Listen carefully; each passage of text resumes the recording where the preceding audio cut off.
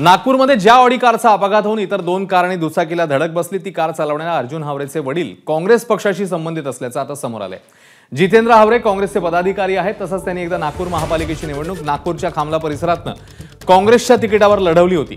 गेली काही वर्ष मात्र ते काँग्रेसच्या पक्षाच्या दैनंदिन राजकारणामध्ये तेवढे सक्रिय नव्हते, अशी ही माहिती आता समोर येते।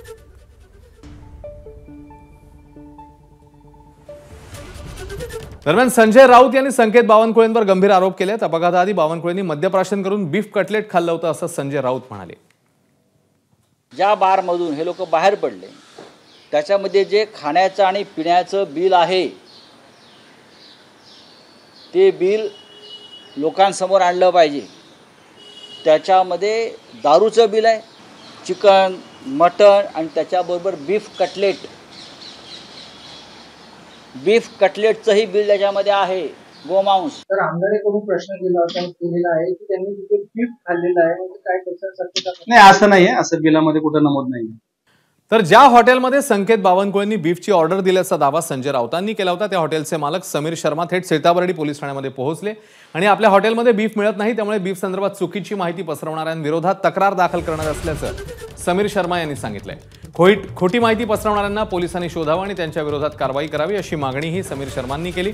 अपघाताच्या रात्री 4 तरुण आमच्या रेस्टॉरंटमध्ये आले होते। त्यांनी खाण्याची कुठलीही वस्तू मागितली नाही, त्यांनी दारू आणि कोल्ड्रिंक मागितलं, असंही समीर शर्मा म्हणालेले आहे। मैं बीफ से रिलेटेड किसी ने अफवाह उड़ाया है कि हमारे होटल में बीफ सर्व किया जाता है, उस विषय में मैं तकरार देने आया था। बाकी एक्सीडेंट से रिलेटेड मुझे कुछ आइडिया नहीं है। इसका पूरा असर जो है मेरे व्यापार पे ही पड़ेगा। मुझे राजनीति से कोई लेना देना नहीं है। संजय राउत जी को भी गुमराह किया गया है, तो मैं उसी खिलाफ में कंप्लेंट देने आया हूँ कि जिसने भी गुमराह किया है उसके खिलाफ कार्रवाई की जाए।